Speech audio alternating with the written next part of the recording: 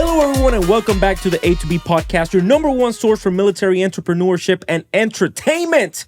Guys, like always, we have a very special podcast today because we are bringing you the guests that you guys want to see, the ranks that you guys want to see, the people that you guys want to see, in order for us to bring you the most up-to-date information that's currently happening within our military. Like always, guys, I am joined by my co-host. He's in all black today. Barry Bull, what's Except up, Barry? for my shoes, all white. Your shoes are white. Shoes are all white. The socks are white, but I'm not in camis. Are they I'm not in camis, and that's why my socks are white. Let's see the socks. Are they like the socks that go all the way up to your knees? Are you doing a sock check on me, dog? They are. They are. I knew it. You know what I'm saying? I knew. Oh Hey, shit, dog. Hey, listen. I'm the only one. You can't be out here. You can't be out in the neighborhood showing ankle bone. You putting the wrong signals out and stuff like that. man. You know? Gen Z don't like ankles. Yeah, exactly, dog. I'm the only one. I'm the only one. Hey guys, but today I am joined by none other than active duty First Sergeant JB. What's up, brother? How you doing, man? What's up, man? I'm good, man. I'm glad to be here. Hell yeah, man. I appreciate you being here, man. Guys, I'm gonna tell you this. I'm gonna do a disclaimer. You took in a lot of air right there. I did because I've talked shit about first sergeants in the past. I talked shit about You have, and I've slept with that. Yes, every day since then. I know. So I've talked a lot of shit about the first sergeants. This first sergeant said, like, well, you know what? I'll come in here and I'll talk. Yeah, but now, why have you talked so much crap about first sergeants? because of my experiences, because of my personal experiences with first and sergeants. like, what was it bad? They were horrible. Terrible. Terrible. Okay.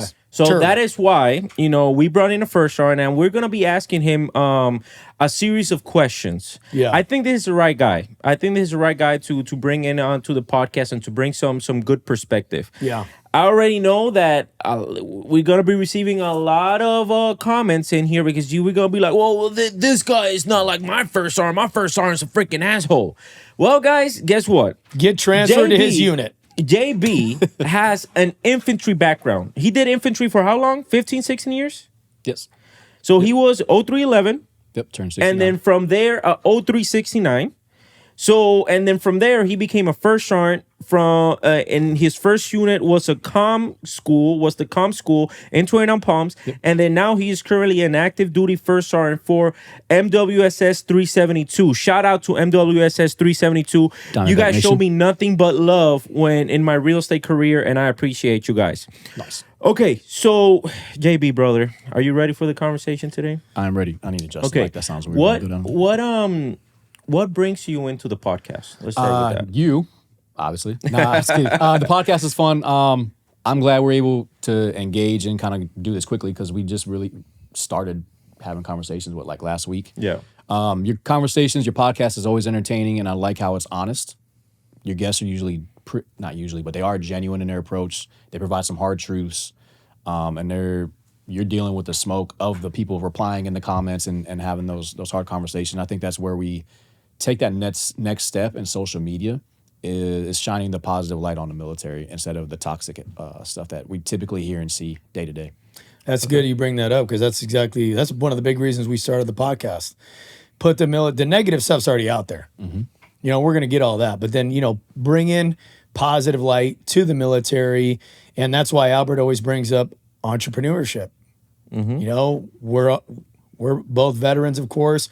Jose, the video and sound guy, who we're losing today. Jose, don't leave, Jose, guys. We're gonna start a petition and a GoFundMe. Yep. Jose, don't leave, and that's what it's gonna be called. But anyways, we want to put the military in a positive light. But yeah, I want to say thanks for coming on, man. I appreciate it, and I look forward to the conversation because it's he's the first grunt we've had on here. I think he is the first. People were we have asking not us had about any that. other grunts. People were asking us about People that. come on and they grunt.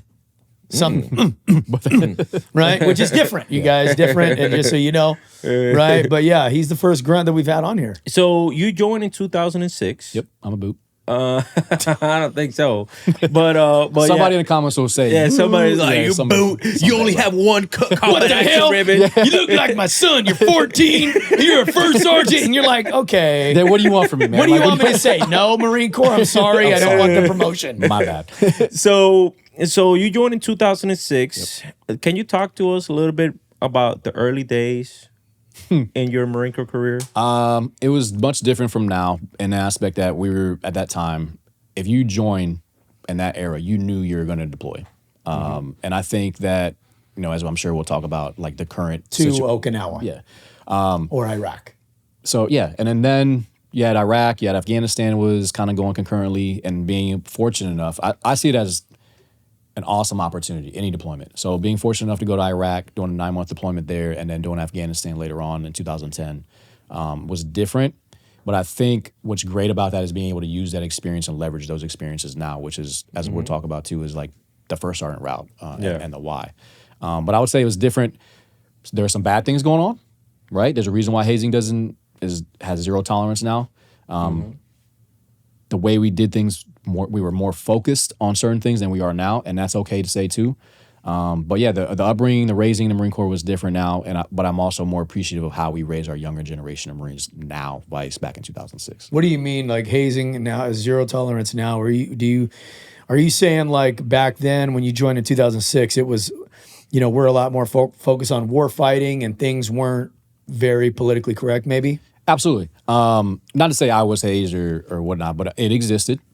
And I'm not going to say we did not have a zero tolerance. It was not to the highlighted incidents that we had.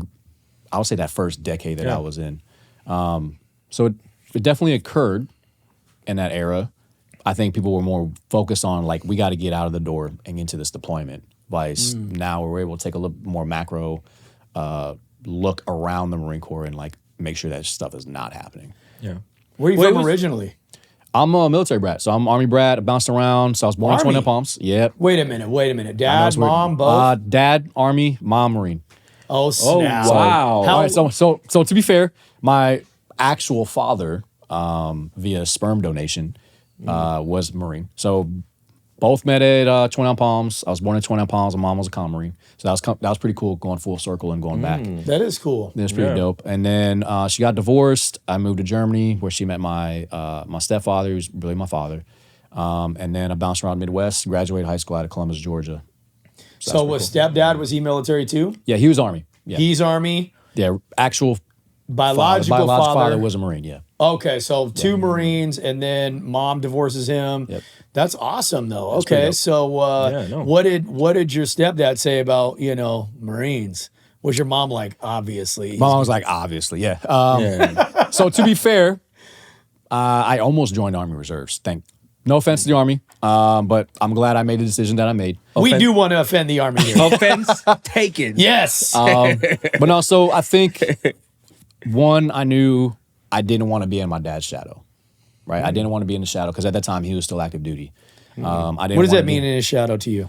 I didn't want to try to go the route he did. He was an infantry guy at that time. I didn't want to have to live up to his expectations because he was kind of well known in that community. Dude, that hits hard. Yeah, and I didn't want that because naturally it's going to happen. You look at LeBron James and his kids, right? Yeah. Nowhere near that greatness, but I just didn't want that to deal with that my whole career. And then I also knew my mom had great pride, and she always talked about that, right? And I respect female Marines, like to this day, walking in or going through recruit training. Since then, I've always naturally had respect for female Marines because of my mom and the way she raised me. Shout out to my mom. Hopefully she's watching this. Has she ever said anything to you, just, in regards to like what you're touching on, female Marines? You're a first sergeant now. You've got a large scope of influence. Did mom ever have a conversation with you, or was it maybe just stuff you picked up on? I think it's just stuff I picked up on and things she raised me on, right? Like my morals, my values, giving everybody a fair shake, not treating anybody differently. And that definitely helped with my transition to being a first sergeant I could have easily been that infantry guy that was like, if you're in infantry, you ain't nothing, or, all male, like pro male or whatever. Like, I don't care. I didn't think grunts thought like that. They do. There are some out there. There are some out there, and I think... Why are you starting the podcast? I like this. There, Barry. I'm going to get some hate on that, by the way. I'm going to get some hate on that. But I want to give every person, however they identify, whatever, right? Like everybody deserves a fair shake, and my mom raised me to think that way. Because I know if I came to her with a story where I treated a female Marine differently or vice versa, she was going to beat me up for it, not physically. But I got to say that, disclaimer. not physically. Gotta put that disclaimer. No, so yeah, she definitely the way she raised me had an absolute effect on how I view things now as a leader. Okay. And then I have conversations about it. She's still super proud to this day. Yeah. She's super proud of me. But she's obviously super proud to be a Marine still to this day. Yeah. Did she get out after 4 years or? She did it 4 years and she was done. Yeah. So you made a comment real quick. I don't want to get way ahead of ourselves because we are kind of on your beginning path. You said you love giving people a fair shake. Have you ever had somebody call you as a first sergeant or otherwise and kind of give you a call ahead and be like, hey, this guy, this gal, they're a dirtbag. They've been NJP'd 3 times, blippity blip, whatever. Has that ever happened? No, actually. Surprisingly, no. I've had to, at a comm school, because with the TCOM and training command, you have to do the warm handoffs. Sure. Especially if it's FPC related. And so you do Force have preservation, to have those, for those of you guys that don't know that. Thank you for that. So yeah, you have to have those tough conversations, but I think of that when I'm giving that information. Like, hey, understand these are factual things that occurred. You're going to see X, Y, and Z. However, S&M has done this, this, and this. These are the resources. I would recommend this going forward. But please give them a fair opportunity. And then if they have questions that are like dive into like personal feelings about it, hey, like, I give you that opportunity to deal with the Marine and give them that fair shake advice. I don't want to like muddy the waters for them before they even arrive. Regardless of the personal feelings you have about a Marine, you have to remove that and be objective when handing them off to somebody else. Because I may feel some type of way because of my upbringing or whatever, but they can easily think of them and see them in a different light. Yeah, 100%. Yeah. Well, I asked because I had that happen many times in my career. So I was curious, how would you handle that if I called you up and I was like, dude, JB, freaking this guy, dude, he should not be getting promoted. They're a dirtbag. They're a screw up. They're jacked up like a football bat. Every time they get a chance, they punt it in the stands. How would you handle that conversation? Or maybe, and moving forward with that actual Marine once they're in front of you in their service alphas? Same way, right? Like, hey, I appreciate you reaching out to me. Thanks for the information. I'll take note of that. Thank you. Because that takes a lot too, is like for the command to actually reach out. I wish that happened more. Sure. Yeah, the problem is that they don't reach out for the good stuff. They only reach out for the bad stuff. Facts. That's fair. Then when I get to Marine, I have had Marines who have had adversity. I've had junior Marines that have been reduced in rank, like almost like as they were about to check in. I've had a Marine check in. They didn't even have time to change their rank insignia on their alphas for check-in. And it was like that immediate, like, hey, just so you know, First Sergeant, like, I'm this, blah, blah, blah, this is what occurred. And I respect Marines that they come into my office, we close the door, and I give them like a solid, they can talk to me however they want, however long they want. Let's have a meeting or something, and I'll just be, hey, can you come back at this time? That way I give them full attention. But I want to know, not necessarily what they did, how do they overcome it? And what's their plan to overcome it? Sure. I've had Marines come in, hey, they've probably prepped that, knowing what they're going to walk into because they're afraid of that stigma already. Yeah. But like, hey man, what are you gonna do about it? Or if they don't, hey dude, this is what we're gonna do about you now. I'm gonna help you overcome these obstacles and treat you with a fresh slate. You're coming in with a fresh slate. And most of the time, I'm not giving that same information to everybody in their chain of command. Sure. Because if I do, that people are humans. They're gonna create a stigma already before that Marine even executes their duties. Yeah. So I'll only have a need to know, just to provide background and context to the Marine. But I make it very clear any Marine that checks into my unit is getting a fresh slate. See, I think that's leadership right there. I mean, I think that's solid. And I wish more people were like that. It used to bother me when I would get those phone calls because, and I would be professional, just how you described, right? I'm like, hey, brother, yeah, thank you. Got it. Awesome. Sure. But in my head, what I'm thinking is, dude, I'm like, at the time, I'm like 40, whatever, right? Like I can make my own determination. Yeah, absolutely. I appreciate the heads up on some of the stuff that is required to be, passed along. There is some stuff out there, you guys, that you may not know this, that is required. It's required to be passed along. And then some stuff is not. And then, but when you get a new Marine, they're there 2 years, 3 years. Dude, give them a chance to turn over a new leaf. Absolutely. And it's like we always bring up the quote, right? The quote, I love sharing it. Treat a man as he is, he'll remain as he is. Treat him as he should be, and he'll be all he could be. And that's giving them a chance to have a fresh start. You know what happens though? What happens is that your mentality is spot on. 100%. 100% spot on. The problem with the majority, not all of them, as we can see, of leaders is that I can guarantee you that about 98% of leaders, they start out like that. They start out being like, hey, everyone gets a free and clean slate. And they've been fucked over by the Marine that they gave an opportunity. Then now, the other What do you mean? stigma, they've been screwed over. It'd be like, hey man, like you get a clean slate, like you're good, and then boom, that Marine that they gave a clean slate to punted in the stands. Like I think you used I that did term. say that, I Yeah, did. like punted into stands again, and then now they're looking after you put that your neck on the chopping block for that Marine. Now you're being looked at as like, well, gunnery sergeant, staff sergeant, first sergeant. Where the fuck were you when this Marine was doing this? You told me that he got a clean slate. And then now that leader is being like, this is never going to happen to me again. Because of that experience that they've had. I've seen this happen so many times. You know, so the hard part as a professional, because you're not only a leader, you're That's also a big word. You're That's a big also word. a professional. As a professional, it's your job, duties, and responsibility Nah, to but understand. what you're talking about, they take it personal. The professionals take it personal, and there becomes a vendetta there. They shouldn't though. They shouldn't. And I'm now, damn it, we got it. We can't hold him. He's gonna execute orders. I didn't freaking get you. Let me call JB. Hey JB, how are you, man? Hell yeah, dude. Well, it's not we both even- went to Paris Island, and I know you from across the way, right there. But let's be real. Let's be real. It's not only about that one Marine. Like that one Marine's gonna pass, and years might pass after that you last saw that Marine. The problem is that your mentality got stuck on that one Marine, and now you keep treating all of your Marines like this. Like, no, fuck no. I've seen this happen already. Not gonna happen to me again because I already put my career on the Well, line for this one Marine. I would argue. Instead- Yeah, I go would ahead. argue that it wasn't a genuine approach to begin with.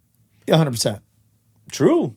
That's very true. So- and we'll talk about this, because it could He is giving you Spider-Man fingers right now. no. Okay, because I don't know. Last time I pointed, you know what happened? You know what happened the last time I pointed at a first sergeant? Now he's shooting you.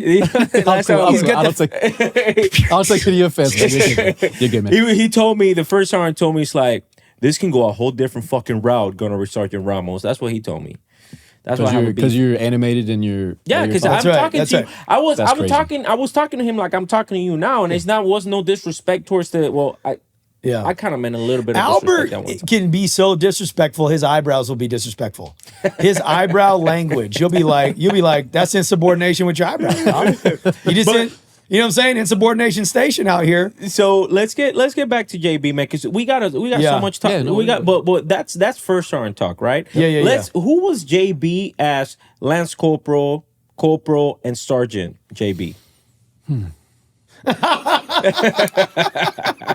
He already changed his answer like 4 times. I don't. In his head, I don't think the mic caught that. All right, so I do got ASMR. I do got to drop a bomb, right? That we didn't cover yet. Okay. I was kind of keeping it low key about my first 2 years. So I joined combat camera first 2 years. Lab moved to the infantry. There's a bomb for you. Really? Yeah. So Dun, dun, dun. the reason Guys, why, let us know in the comments. Does that take away all of his credibility? which is crazy I because don't think it does. there's people that believe that. There's people that believe that. That's why I was ready to bring it up. But it's an important. That was the most important time of my life, was making that transition. So as a Lance Corporal and Corporal, combat camera, right? And again, it goes back into not wanting to, even though I joined the Marine Corps, not the Army, I still didn't want to deal with my dad's shadow. Plus, I knew he was messed up in the head, right? Sure. But I knew in the back of my mind when I joined, I kind of still wanted to do it, right? But both my parents' approach was like, if you're going to join the Marine Corps or any service for that matter, find something that's going to give you a skill when you get out. Yep. I was a drawer in a drawing graphic design at the time. Got put in 4600 field. Shout out to my recruiter. Thank you so much. Didn't know that. Got told I was combat camera in boot camp. Had a great time with my drill instructor. And then did my thing. Yeah, he was not. Well, it's he was an Paris infantry, Island. he was an infantry guy. It's Paris Island. So nothing bad happened. Well, Great- yeah, of course something bad happened. It's Paris Island. No, I'm not. Yeah, no, I'm not exactly. blinking. Here I'm not we blinking because I'm a go. danger. 100%. Obviously, nothing we bad happened. It was all good. I ended up having a great relationship Camp with him, Candyland. with him after. He was an infantry guy, and then he actually provided some guidance when I lab moved. But Okay. when you ask how I was, Lance Corporal, typical junior Marine, enjoying life on Libo, trying to figure out adult life. First time away from family. Was this Camp Pendleton? This was Lejeune. Lejeune. My Okay, first- so I got- you I go to really, I mean, Lejeune. what can you really do? Go to Wilmington? I don't know. Yeah.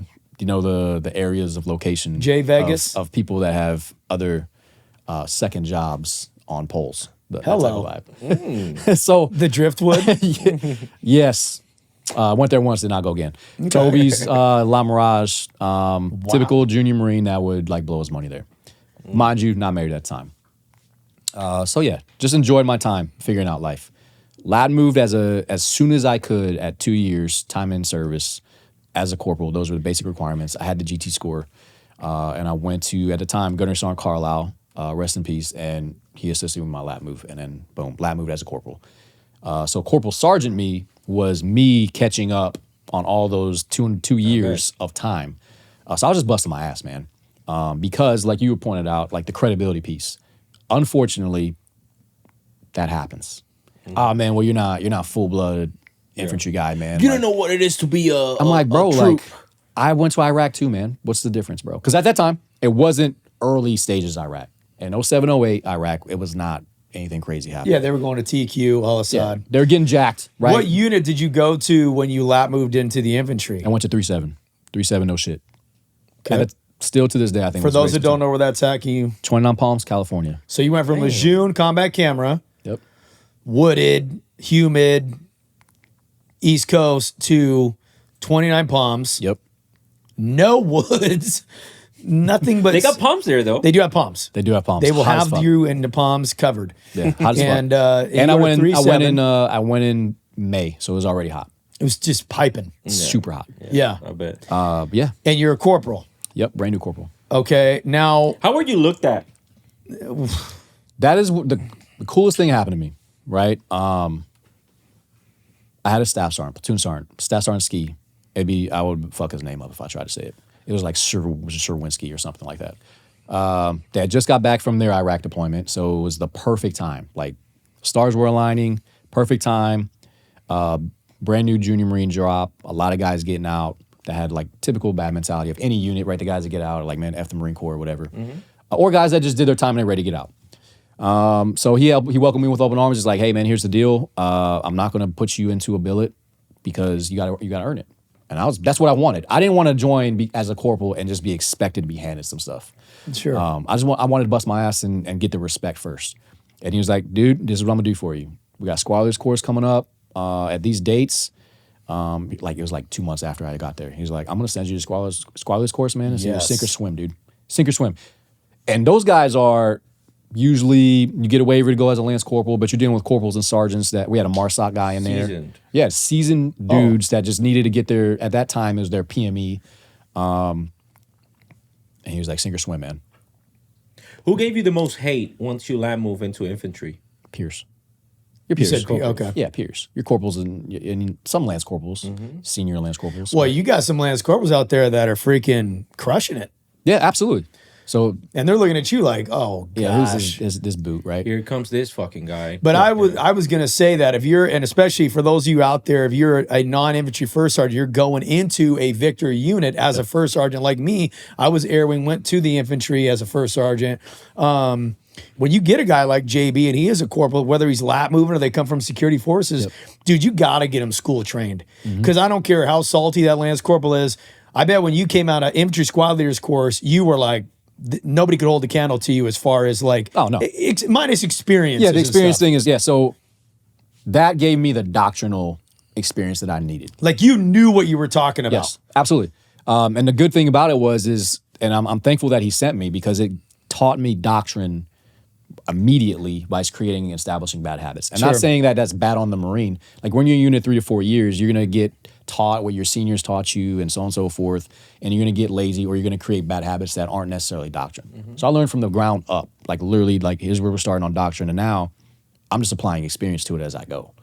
And then some other stars aligned, earned some respect. And I ended up becoming a squad leader shortly after that. And then boom, we deployed to Afghanistan. How tough was infantry squad leaders course? Like I never went through it, but from what I saw my Marines go through, it was long. It was long. It was extremely physical. Yep.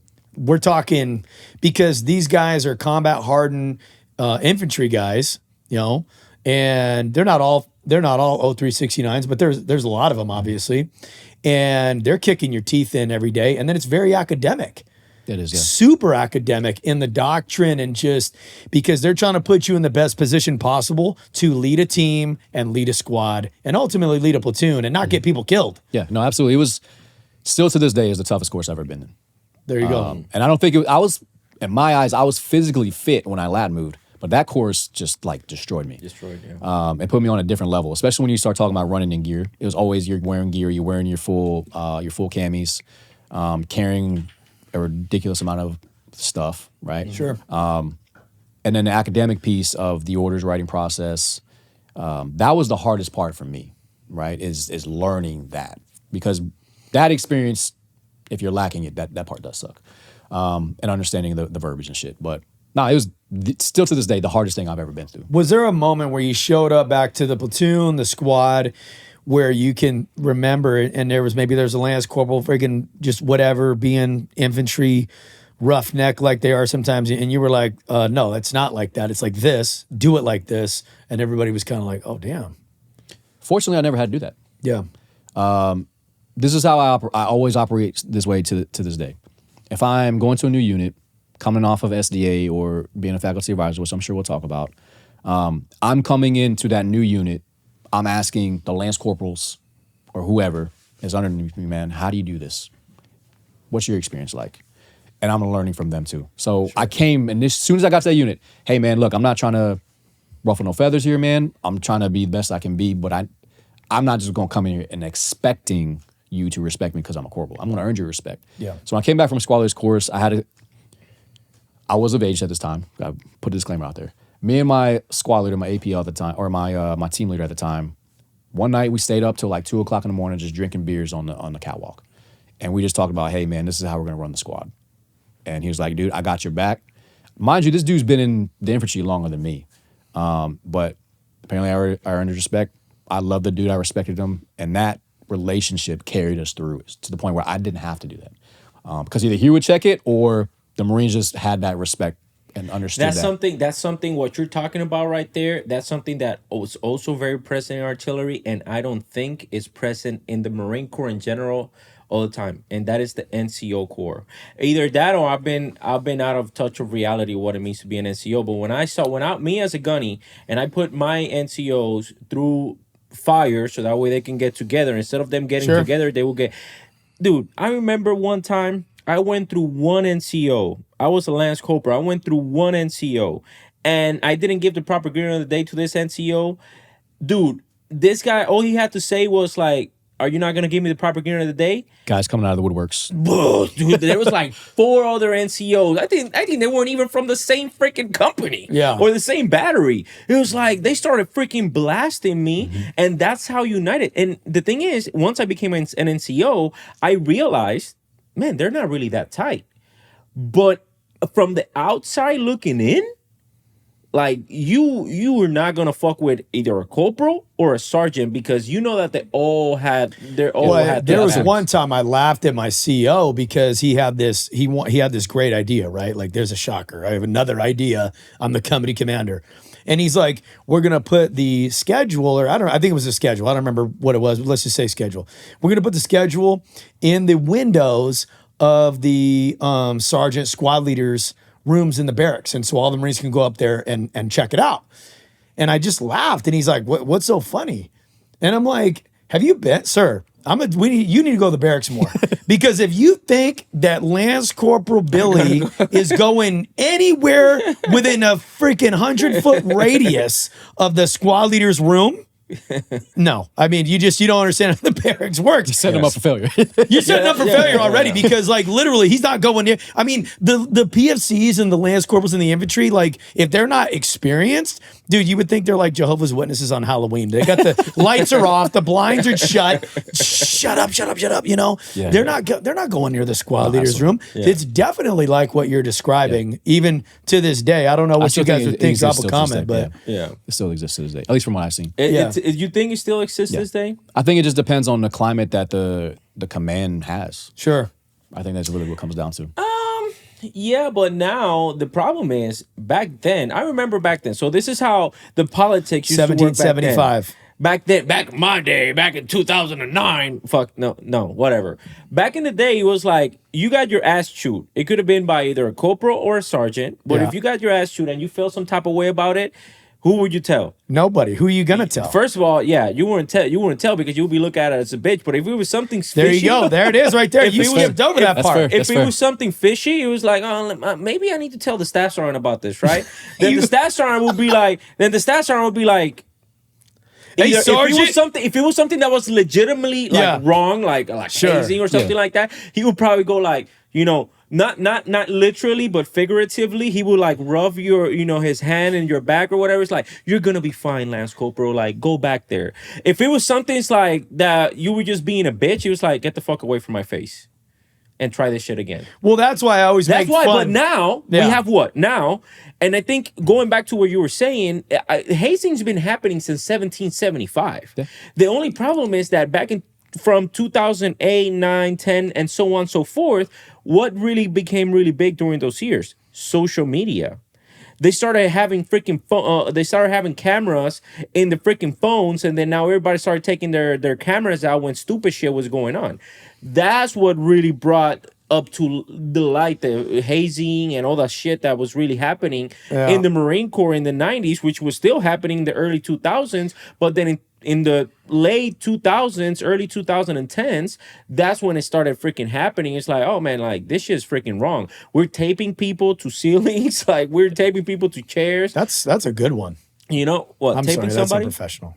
Okay, well, apologize. but essentially, that's what happens Yeah. in the combat world. I think in the combat, the ground combat MOSs, and let me ask you this: what would be the MOS that most compares to infantry, in your opinion? Artillery. Okay, I don't feel like a bitch anymore. He had to say that. He said it for you. Is that what it was? No, I think Is that what it was? And shout out to all the artillery guys that think they're infantry guys. But Oh wow, Very true. dude! Very true. Very no, true. you know, you Wow, do good. king Very of battle. true. Yeah, very That's true. for the comments. I know there's gonna be a lot of hate. Yeah, I know. I know that. But, But no, I think I've seen like a pretty good correlation between like their mindset. I got to see that at WTI recently. They had an artillery battery out there, and they operate still in that same way as far as like the gatekeeping of the NCO Corps. And I think that's phenomenal. Obviously, there's things you shouldn't do, but I like seeing the NCOs be NCOs, and that doesn't mean like a lot of people in the younger generation are gonna think that means just like NCOs have to just be yelling at young junior Marines all the time. That's not what we're saying.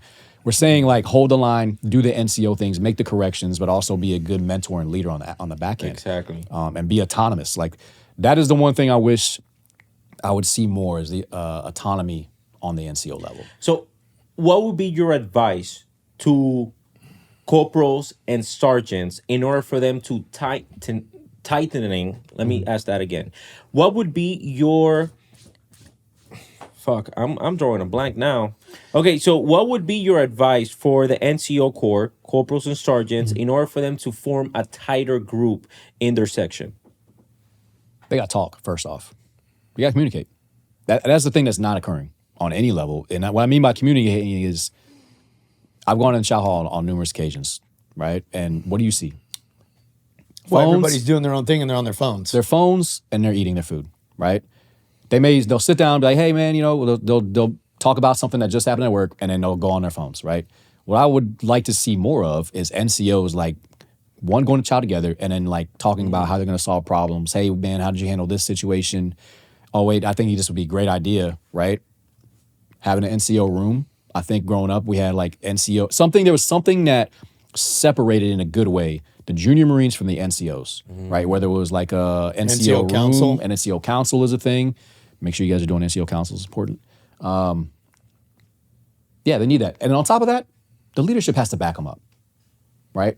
I have been, mind you, when I was a staff sergeant in an infantry unit, I had somebody, an NCO, chew somebody's ass at a range, right? Got in trouble for it. Like on site. What did that just do? That just cut that man and everybody else in that rank, on that corporal, all the corporals in that company, you just cut the knees out from under, and you just put out there that is not okay. And anybody that does that again, right, they're in the wrong automatically without understanding the context or pulling them aside, giving it as a learning lesson. When you publicly do that, you're taking the knees out, right? And that, I think, is what we're starting to see with some leaders are not allowing those NCOs to make mistakes. It's a zero tolerance thing. Oh, you just did this. Hey, you're done here, man. Like, okay, dude, like, remember when you were a corporal or sergeant? We definitely weren't perfect. I wasn't perfect. I wasn't perfect. Yeah. But I think we have to do a better job of backing them when necessary, but also if for the NCOs themselves to collectively try to help each other out, talk more, communicate, do things together, right? It's simple as chow.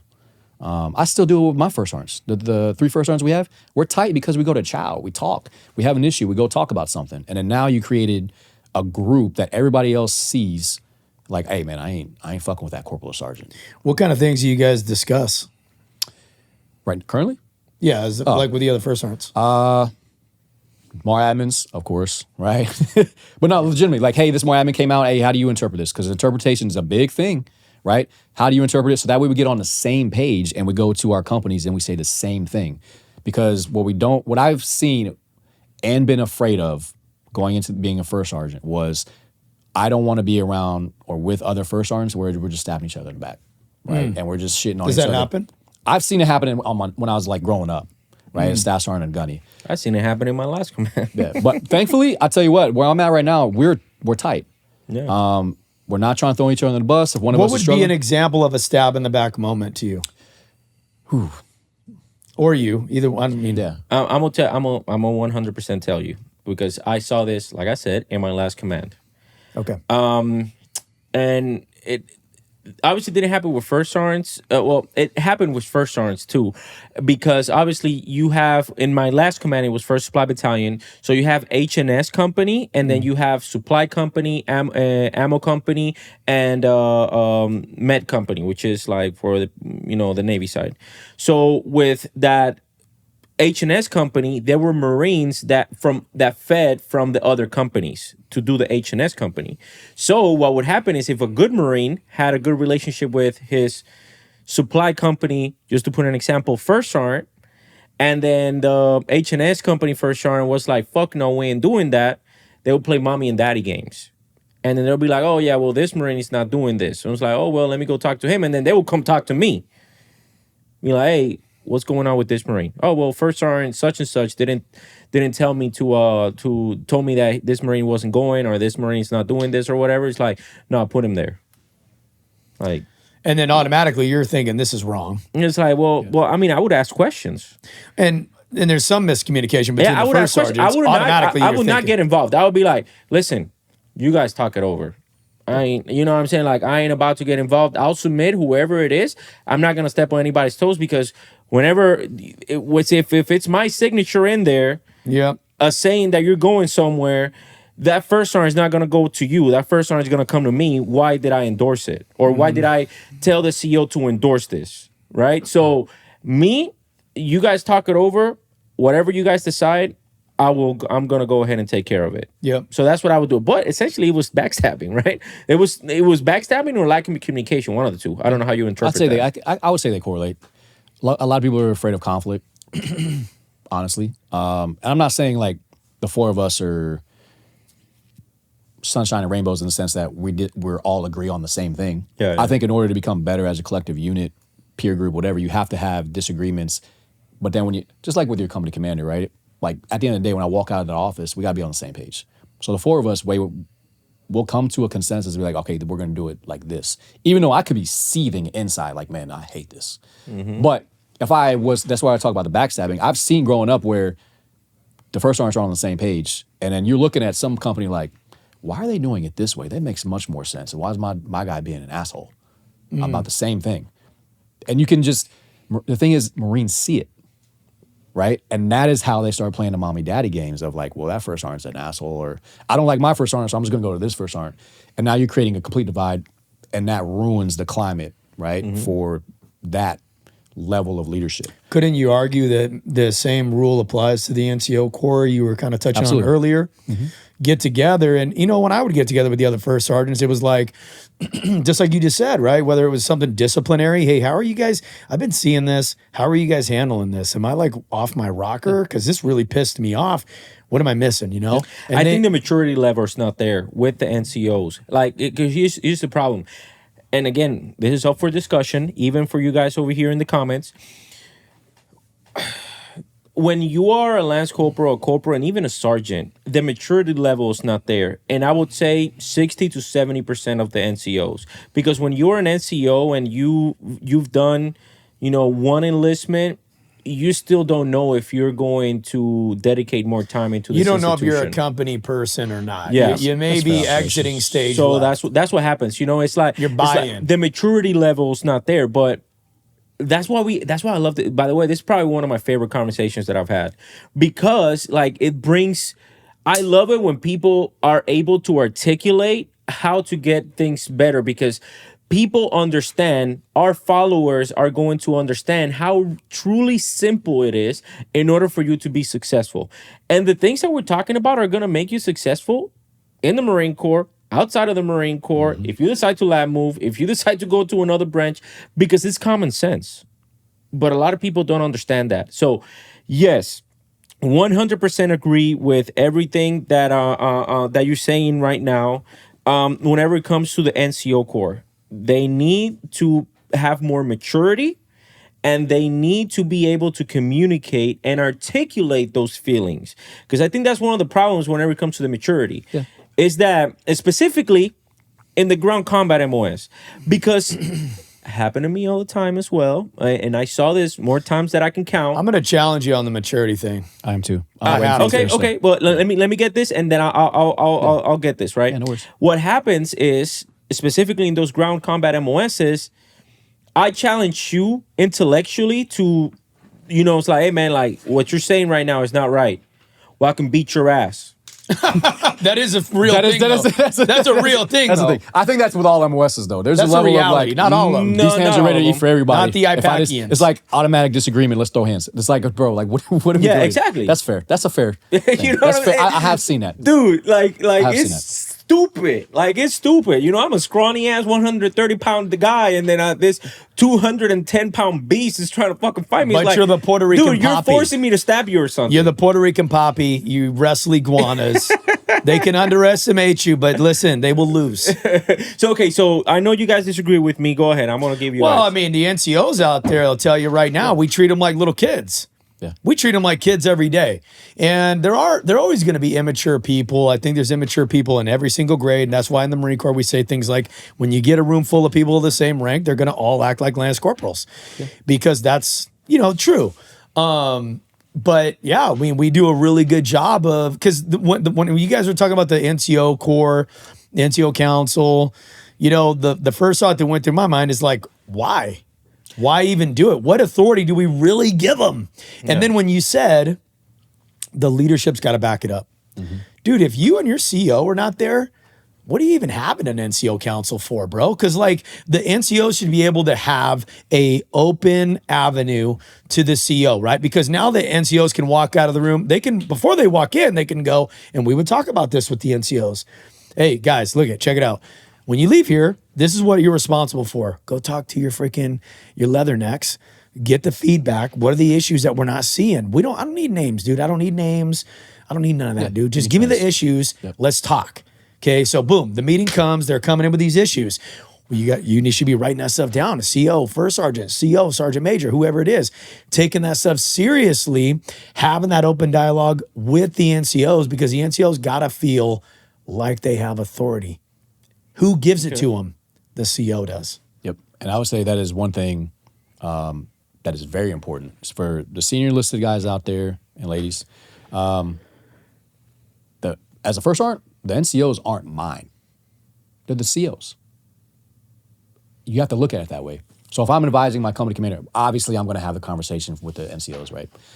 But when you implore the company commander to treat the NCOs like they're his NCOs and get them on the same page and then back him and put policies in place, right, they're going to back them. I think that's important too, because then they understand like my company commander, who is the commanding authority, right? He or she believes in me to do these things in my daily duties. And so my disagreement with you is the maturity, in the sense that how does a NCO get maturity? How do they gain maturity? Through experience. Experience. Who They're gives them the given- experience? CO. We do, to include the CO, right? What are we doing to allow them to make mistakes? That's one way, right? Make mistakes or have successes. Talk about it. I think that is how you close the gap on maturity. And to be fair, we talked about it. There's lance corporals leading patrols and combat MOS, all combat MOSs. Sure. Or all MOSs in general. They're doing great. It's crazy that even now, if I go on a deployment to UDP or I go to Australia, wherever we go as the Marine Corps on a deployment, it's crazy how all of a sudden we allow our NCOs to be autonomous. Because we Very want them true. to do the stuff we don't want to do. Deployments have changed. So deployments, first of all, deployments have changed. That's why we allow them to be autonomous, because now we do augment deployments, right? It's like, oh, well, now instead of like back in the day, this entire company's deploying, this entire battalion is deploying. Hey, we only need, the MEF will come down with a message and we'll be like, hey, I need 3 Marines from this MOS to go on this Koamoana deployment or on this freaking deployment to Saudi Arabia, whatever it is, right? I will tell you this. This starts out at the macro level, at the micro level whenever it comes to maturity, but it develops into an organizational problem at the macro level whenever we're talking about maturity. Yeah. Because what also, your mentality is 100% correct, but where is the funnel right there? The staff NCOs, more specifically, the staff sergeants. And us as senior leaders, what are we doing with those staff sergeants? We're treating them, we're throwing them out in the sharks, and then now, because they're a staff sergeant, they've made it to the staff NCO level, now we treat them with a no-fail mentality, and we allow them to not have any mistakes. If not, the problem is on them. And we don't have a school. Let's be real, and we're going to talk about the faculty. We're going to talk about the schoolhouse. Let's be real. When I went through career school, it wasn't teaching me anything about leadership. It's like, hello guys. This, by the way, is my Barry faculty advisor voice. It's like, hello guys. So we got this scenario right here. What would you do? Like, what the fuck are we talking about? That doesn't teach anything about leadership. You're going off on something that is a real hot topic for me, and the course curriculum in the schools. I don't like it because what does it not help you do? It doesn't help me as one of his staff sergeants show up on Monday and really do anything effective for him. Yeah, but let me Marines. Let me land with my thoughts. So that's the reason why, because now we have the staff sergeants, which are essentially troop handlers, that now they're treating their Marines how they're being treated. It's like, well, I don't want you to fuck up. I don't want you to go through this thing, because if you do, guess who's gonna get blamed? Like we were talking off camera, right? It's like, oh, you guys are doing so great, and then all of a sudden, staff NCO stay behind. You're fucked up. You're fucked up. You're fucked up. That is why, in my opinion, if I were to take a wild stab at it, I don't think it's a wild stab, but if I would take a stab at it, I think that's why we don't allow our NCOs to really any type of room to failure. Another, and this goes all the way up to MEF, because again, I saw it firsthand. What happens whenever we have taskers that come down from higher? They're last minute. All of a sudden, They're definitely we last need minute. somebody to check in somewhere yesterday. But when you look at the actual message, and I learned this working at the S3, because the S3 is the one that works with all those taskers, I'm like, bro, this tasker came out like fucking Weeks 3 ago. months ago. We've known about this. Like, how the fuck do we need somebody from yesterday, and then now you need somebody for like right now? Like, what the fuck are we doing? And that's why we don't have any type of room. And I'll be honest with you, I thought it was meth. You know me, Barry. You know how I am. I ain't afraid to fucking go to meetings and call people out, and then all of a sudden people are looking at me like, who the fuck is this guy? I went to one of those meth meetings. There was absolutely nothing fucking wrong with the MEF meeting. It was like, hey guys, so this is what we got. They're putting the info out. They're putting the information out. You know what's not happening? first sergeant, well, not even first sergeants, I would say, the operations chief, the operations officer, all those people are not attending those meetings and are not reading emails. Or aren't synchronizing. You know what I'm saying? So that is where the disconnect is. And then now, because we have that organizational flaw, I guess I'm going to put it, because I can't put this on anybody. We can't put this organizational flaw out there. That's why we treat it. Who pays the ultimate price? You're bringing back so many flashbacks, dude. You're bringing back so many flashbacks because ain't that the reality? It is, because that's why as a sergeant major, even as a first sergeant, I would be like, dude, you need to start including me on this traffic. Yeah. Include me on this traffic. And then you're going to have somebody from the S3 go, what are you included on this for? You're not even in the S3. And then you're like, well, because 6 months ago, you freaking weirdo, we had a bunch of window lickers not passing word. Remember that? And you're like, oh yeah, I remember now. I remember. And it's not even, I'm gonna tell you this, guys, it's in at least in my experience, it wasn't even the first sergeant's position. The first sergeants were put in a tough situation because they're the ones that have to pick someone. We're the ones putting the fire out. Tough delivery. They're the ones that have to pick the people ultimately, and it's not even their fucking responsibility because the responsibility falls on the operations section. Yeah, but again, he's the face of the company. He's going out there, he's bearing the bad news. Yeah. He's the one putting the fire out, and he's having to talk to the CO. The CO's pissed. Now, right? Here's the thing. I put a problem out. I always like to put problems with solutions. So my solution, the way that I came up with a solution for that was, what do we utilize in the Marine Corps now? I don't know if you guys utilize it still or not, but Microsoft Teams. Yeah, Teams is used. Teams is used, Microsoft Teams is the best underserved tool that the Marine Corps should be utilizing, because what I used to do was I used to see all the taskers come out like at the end of the year. You know what I'm saying? It's like, we know that we have this deployment because we plan years, like a year in advance, right? For at least for the big deployments, right? So, hey, I already know that we have this thing going on in 29 Palms. I already know we're gonna need augments to go to WTI, to go to this deployment. So what I did was I tagged all the first sergeants in the company, and I put all the taskers in Microsoft Teams, and I will put in the taskers, like, I need one person from this company, one person from this company, one person from this company, and I will put a timer on the actual. I will set a reminder for myself, like, hey, I need to remind, First Sergeant JB that this tasker needs to be, hey, First Sergeant, where's my person at? Weeks in advance. Because now, when the operations officer or the operations chief goes like, Gunny Ramos, where's my people at? And it's like, well, First Sergeant, Master Sergeant or Master Gunny, let me show you this email traffic that I have of me telling this First Sergeant to give me this information, and I still haven't received anything. And then now it's just an easy handoff. It's like, from a Master Gunny to the First Sergeant, it's like, hey, First Sergeant, like, what the fuck? Well, that's why we have meetings. I was in a battalion where we did a sync. We called it a sync. And the S3 would come in there, they'd pull the calendar up, and everybody's stuff was on there. We'd go around the table. It was like maybe a 15-minute meeting. All you did was went over stuff like that. And it was a sync, and okay, S1's got this, S2, S3, S4, S6, the first sergeants, the CO, legal, whatever, stuff was hitting the calendar. Hey, and then it was like, hey, are we missing anything? Right? And everybody knew. Now we were all on the same sheet of music. Supposedly. But guys, we've had a great conversation for about the past 50 to 55 minutes. So what we're going to do is we're going to break it off here. We're going to come up with a part 2 of this podcast, where now we're going to be talking with First Sergeant JB about his experiences as a staff NCO. He was also a faculty advisor. He was also a combat instructor.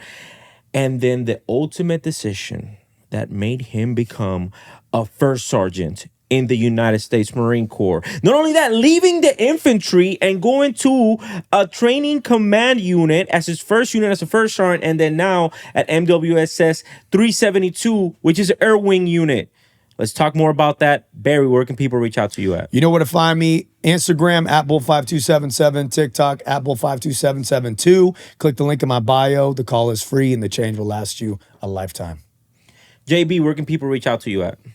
Just a dude named JB on Instagram and TikTok. Hell yeah, guys. You guys already know where to find me. If this is your first time watching one of our podcasts, make sure that you guys check out any of these videos. I promise you that they will bring extreme value into your life. If you haven't done so already and you're in like your number 2 or number 3 episode, subscribe, like, and share this video with somebody that it will bring extreme value into their life. You guys can find me in the link in my bio, so make sure that you guys reach out to me, and I promise you that I will set you apart from the rest of your peers. I will see you guys in part 2 right here. I'll see you guys.